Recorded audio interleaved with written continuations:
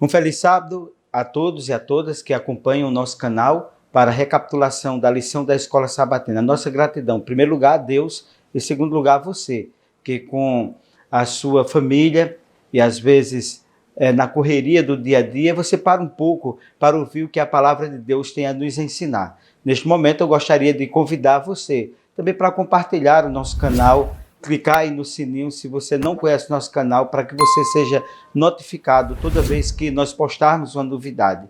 E mais uma vez a nossa gratidão a você, meu querido amigo, minha querida amiga, por participar. Gostaria nesse momento de convidar a todos e a todas a fechar os olhos para que nós possamos elevar a Deus a palavra em oração.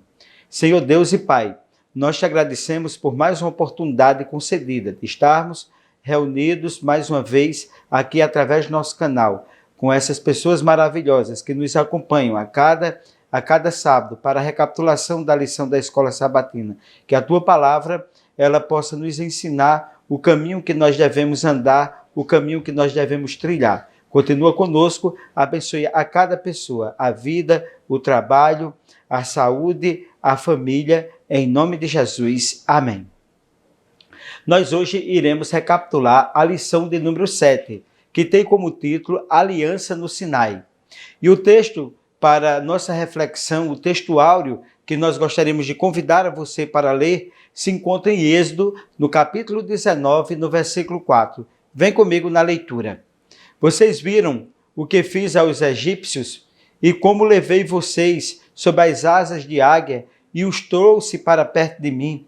Que texto maravilhoso, né? Esse texto é um texto poético, acima de tudo, que diz o que Deus ele é capaz de realizar pelos seus filhos, por suas filhas, mas aqueles que desprezam a Deus também, infelizmente, sofrem as consequências naturais do pecado. E, meus queridos, após 400 anos de escravidão, a relação entre Deus e o seu povo se deteriorou. Em relação da própria idolatria reinante lá no Egito, o povo foi aos poucos contaminado. Como sempre, Deus, no seu eterno amor, na sua eterna bondade, deu o primeiro passo para restaurar a relação com o seu povo, que foi deteriorado a partir desses 400 anos em que eles estiveram no Egito. E Deus, o que ele fez? Renovou o seu pacto que havia firmado com Abraão, com Isaac, com Jacó. Deus, ao restabelecer esse pacto, estava dizendo, demonstrando e dando o primeiro passo para dizer do amor dele para com o ser humano. E agora, o povo de Israel tinha a responsabilidade de fazer a sua parte. E qual era a parte do povo de Deus? Qual é a minha e a sua parte diante da bondade e da grandeza de um Deus maravilhoso que sempre toma a iniciativa para resgatar os seus filhos? E, meus queridos, a libertação de Israel de séculos de escravidão e opressão foi uma maravilhosa revelação da graça divina para com aquele povo, para com o seu povo. A graça está envolvida em nossa libertação do pecado. Deus, ele quer nos tirar das trevas para a sua maravilhosa luz, quer purificar a nossa vida, quer nos resgatar da cinza e do pó. E nesse sentido, nós vamos convidar você para nós recapitularmos cada tópico da lição. O primeiro tópico da lição sobre as asas de águia. Convido você à leitura de Êxodo, capítulo 19, versículo 4. Mais uma vez, vamos ler esse texto. Vós tendes vistos o que fiz aos egípcios, como vos levei sobre asas de águia, e vos trouxe para mim. Meus queridos, Deus demonstrou sua graça para com Israel, libertando-os da escravidão do pecado, trazendo-os eternamente para uma nova relação, para um novo pacto com ele. E no livro de Deuteronômio, Deus usa dois exemplos para expressar como ele se comportou para com Israel. E o primeiro exemplo, que está ali em Deuteronômio capítulo 32, versículo 10 até o 12, como águia que leva os seus filhotes sobre si mesmo para as alturas. De lá, ele os joga para que aprendam a voar. É exatamente o que a águia faz. Ela pega o bebezinho, vai lá no ninho, coloca na asa e dá um voo bem alto e solta o bebezinho. né? Aí depois, quando ele vê que o bebezinho águia, não está conseguindo voar, ela dá um voo rasante e coloca o bebezinho e encosta ele na sua asa. Veja que coisa maravilhosa. E ela vai fazendo esse treinamento, porque só assim ele aprenderá a voar. E, meus queridos, isso aqui é maravilhoso, é extraordinário, que Deus está dizendo o seguinte para o seu povo: se vocês não conseguirem, eu vou resgatar vocês de volta. Eu não vou permitir que vocês caiam na escuridão desse mundo, nesse mundo de pecado, para serem destruídos pelo inimigo. Então Deus, ele nos cobre com as suas bênçãos. Deus, ele nos recolhe. Deus está nos ensinando desse mundo escuro de erro, pecado e morte, que ele está disposto a nos salvar, a nos libertar. Mas o segundo ponto é, como o pai pega pela mão de seu filho, né, pela mão de seu filho, para guiá-lo e protegê-lo ao longo do caminho, aí Deus também ele faz. Ele pega nas nossas mãos e nos guia pelo caminho. Se não é possível estar junto de Deus e se desviar do caminho de Deus. Nós só desobedecemos a Deus, só saímos fora do caminho de Deus quando nós não temos comunhão com Ele. E, portanto, cada um de nós precisa de quem? Precisa de Deus, para que Ele possa nos guiar eternamente, para que Ele possa nos proteger, até nós chegarmos com maturidade plena em uma relação íntima com Ele. E a maturidade espiritual é essencial na vida. A maturidade é essencial tanto na vida espiritual como na vida material. Quando a gente é imaturo para determinadas coisas, quando a gente não tem a segurança para determinadas coisas, e tem gente que tem um ditado popular que diz o seguinte, que cai verde do pé e não amadurece nunca. Meus queridos, Deus está nos chamando para que nós tenhamos maturidade espiritual. Veja o que é o exemplo da águia, fazendo com que o bebê ele tenha maturidade, ele aprenda a voar. O exemplo, segundo exemplo, o pai levando o filho, né, conduzindo o filho. E assim que Deus faz. Deus cuida de cada um de nós, mas Ele quer que nós adquiramos a maturidade material e a maturidade espiritual. Convido você agora para que nós possamos recapitular esse tópico a partir da primeira pergunta. Vem comigo. Quais os dois exemplos usados no livro de Deuteronômio para expressar como Deus se comportou para com Israel? Assinale a alternativa correta. Letra A, como uma serpente e como um juiz. Letra B, como a águia e como o pai. Qual a alternativa correta? Parou? Pensou? Vamos lá? Exatamente, letra B, como águia e como pai. Foi o exemplo que nós apresentamos para vocês. Vamos agora ao segundo tópico, padrão de salvação. Eu gostaria de convidar você para fazermos a leitura agora de Êxodo, capítulo 15, versículo 13. Vem comigo na leitura. Tu, com a tua beneficência, guiaste este povo, que salvaste, com a tua força, o levaste à habitação da tua santidade. Que coisa maravilhosa, que coisa extraordinária. A primeira ação de Deus em favor do povo de Israel foi redimi-los da escravidão.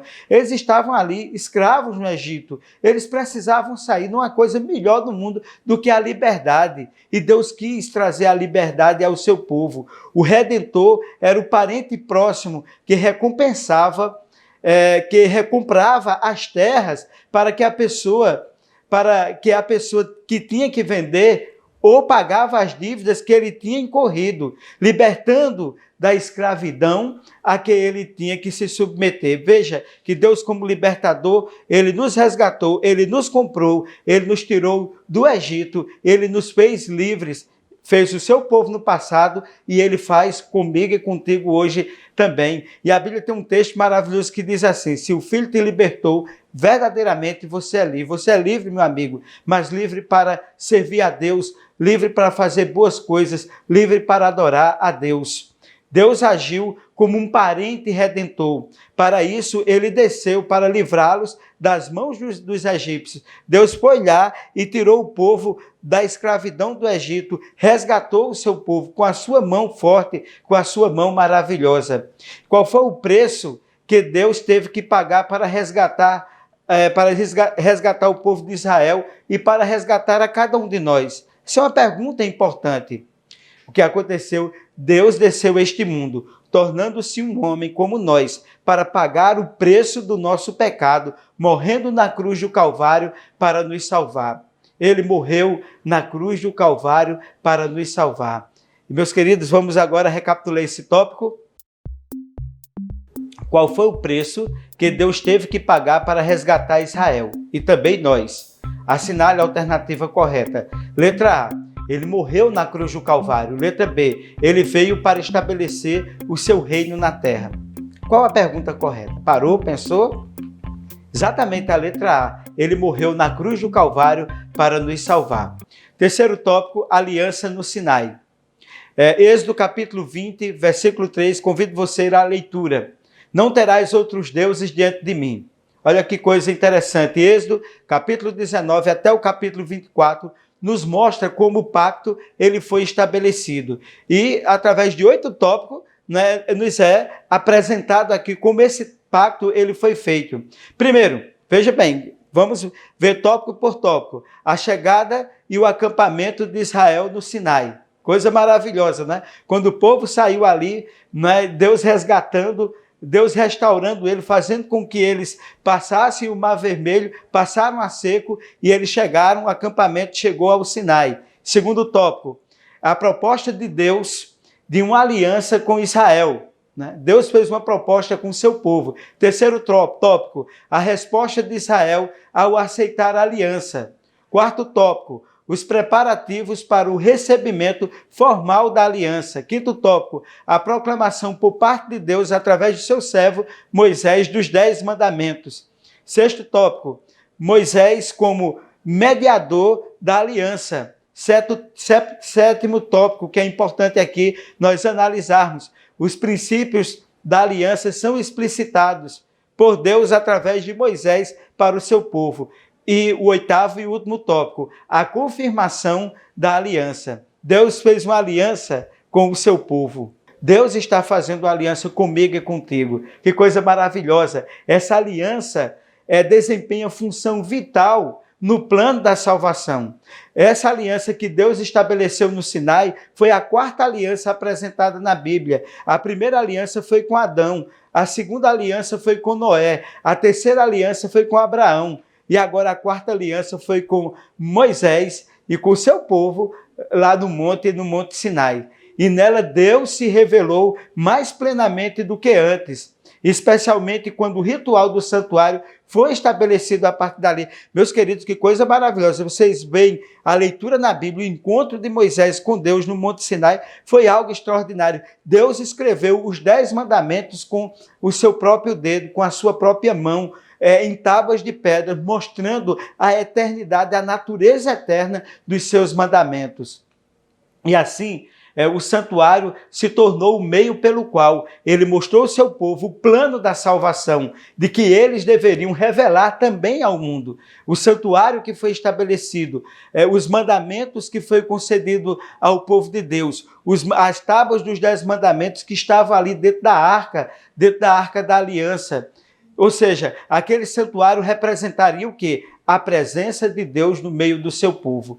E hoje, diferente da dispensação do Antigo Testamento, meus queridos, nós não precisamos mais de todos aqueles rituais, porque aqueles rituais apresentavam para um Cristo que haveria de vir. Ele veio, a Bíblia diz que o Verbo se fez carne e habitou entre nós. E quando Jesus veio a esse mundo, ele cumpriu tudo aquilo que estava estabelecido no ritual do santuário, para que através dele nós pudéssemos ter a certeza e a convicção da salvação.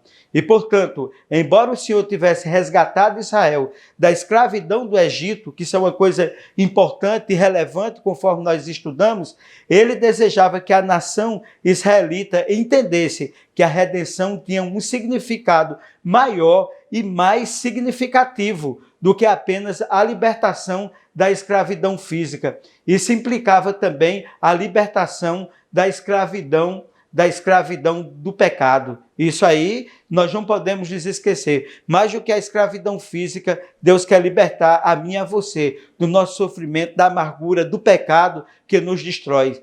Deus, ele deseja, meus queridos, que a escravidão que nós estamos vivenciando, ela seja extirpada, que nós sintamos que ela foi eliminada do nosso meio através da aceitação do sacrifício de Jesus, conforme nos é ensinado nos tipos simbólicos apresentados no santuário aqui da terra. Se nós entendermos todo o ritual do santuário aqui da terra, nós iremos entender o plano da salvação estabelecido por Deus para a humanidade.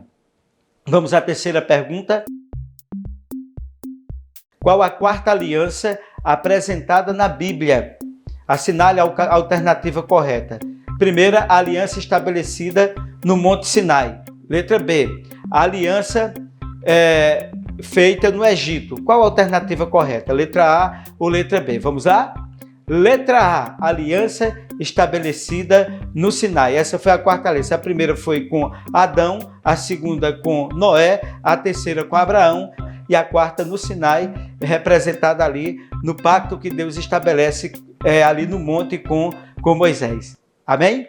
Vamos lá, quarto tópico da lição, Deus e Israel. Vem comigo na leitura agora, Deuteronômio, capítulo 11, versículo 13. E será que se diligentemente obedecerdes os meus mandamentos, que hoje vos ordeno, de amar o Senhor vosso Deus, e de o servir de todo o vosso coração e de toda a vossa alma. Esse texto, ele é muito importante, porque ele traz o pacto da obediência. Deus fez a sua parte, mas precisamos fazer a nossa parte. A obediência é parte integrante desse pacto. Mesmo antes de chegar ao Sinai, o povo de Israel teve que cooperar com Deus, obedecendo aos seus mandamentos, pintando os umbrais das portas e deixando o Egito. Essa era a prova, era a prova, né, de que eles estavam aceitando o que Deus estava estabelecendo para eles, era pintar os umbrais das portas e deixar o Egito. Não é ficando no pecado, não é a comunhão com o pecado que vai ajudar ou que vai nos tirar desse mundo de pecado ou que vai permitir que Deus faça a sua obra. De maneira nenhuma. Se para permanecer no pacto é necessário obedecer, estamos ganhando nossa salvação através de nossa obediência. Ou seja, se é obedecendo ao pacto que nós iremos ganhar a salvação, isso implica dizer que nós somos salvos pela lei, pela obra, pela obediência. Veja bem, a salvação do ser humano é obtida pela fé, sendo a obediência o seu fruto. Você não obedece para ser salvo, você obedece porque você é salvo em Cristo Jesus. Obedecer nos eleva espiritual, intelectual e moralmente a Deus. Ou seja, nossa obediência permite que Deus nos use de forma poderosa para proclamarmos as boas-vindas ou o evangelho para outras nações. Então, ninguém vai obedecer a Deus para ser salvo. Nós iremos obedecer a Deus porque nós somos salvos em Cristo Jesus. Se você obedecer para ser salvo, você vai estar perdido. Mas se você obedece porque você é salvo, aí, meu querido, você entendeu e eu entendi o plano da salvação. Vamos agora à quarta pergunta. Se para permanecer no pacto é necessário obedecer, estamos ganhando nossa salvação através da nossa obediência? Assinale a alternativa correta. Letra A salvação é obtida pelas obras, sendo a fé apenas um fruto. Letra B, a salvação é obtida pela fé, sendo a obediência o seu fruto. Qual a alternativa correta? A alternativa correta é a letra B. A salvação é obtida pela fé, sendo a obediência um fruto daquilo que nós recebemos de Deus e pela fé nós aceitamos. Vamos agora ao quinto e último tópico, promessas. Êxodo capítulo 24, versículo 7. Vem comigo na leitura. E tomou o livro da aliança e o leu aos ouvidos do povo. E eles disseram: tudo o que o Senhor tem falado faremos e obedeceremos. Veja que coisa importante. O povo estava se comprometendo ali com Deus. Apesar das boas intenções do povo, eles não fizeram tudo o que Deus disse, nem obedeceram. Mas por quê? Ó, meus queridos, veja bem, de boa intenção o inferno está cheio. Nós não precisamos apenas de boa intenção. Nós precisamos o quê? Realizar permitir que Deus realize em nossa vida, porque é preciso nós entendermos o seguinte: eles baseavam sua obediência em seu próprio esforço. E todo o nosso esforço é apenas como um pano de imundícia diante de Deus. Isaías 64 nos dá referência a isso, que as nossas boas obras diante de Deus é trapo de imundícia, é pano de imundícia. Certo? O que nós precisamos de boas obras é aquela que é vinculada à fé. Você não faz para ser, você faz porque você é. O que faltou ao povo de Israel? Faltou-lhes um ingrediente essencial, a fé. A Bíblia diz que sem fé, em Hebreus diz assim, que sem fé é impossível nós agradarmos a Deus. Com o tempo, eles passaram a acreditar que a obediência estrita à lei, se é que isso é possível, poderia salvá-los e fazê-los merecer a salvação. E o que aconteceu? Mas não é a nossa justiça que nos salva, mas a justiça de Deus. Né? O que é a justiça de Deus? É Deus fazer em nós e por nós aquilo que não é possível nós fazermos por nós mesmos. Quando pela fé aceitamos isso, Ele nos coloca tanto o querer como o fazer para que sua boa vontade seja cumprida em nossa vida. Abramos o nosso coração e permitamos que Deus ele faça uma obra extraordinária. Ele quer transformar a nossa vida, Ele quer transformar os nossos sonhos, Ele quer nos erguer das cinzas e do pó, porque Deus é Deus. E se Ele fez uma aliança, se Ele fez um pacto, Ele é capaz de cumprir. Agora Ele está precisando da minha e da sua parte também, que nós venhamos cumprir a nossa parte no pacto, a nossa parte na aliança. Vamos agora à quinta e última pergunta. Apesar das boas intenções do povo, eles não fizeram tudo o que Deus lhe disse, nem obedeceram. Por quê? Assinale a alternativa correta. Letra A. Faltou mais obras como mérito para a salvação. Letra B. Baseavam sua salvação em seu próprio esforço. Faltou o principal ingrediente, a fé. Qual a alternativa correta? Parou? Pensou? Letra B, eles baseavam a salvação em seu próprio esforço, faltou o principal ingrediente, a fé. E sem fé é impossível agradar a Deus. Meu querido amigo, minha querida amiga, mais uma vez foi uma grande alegria participar com você.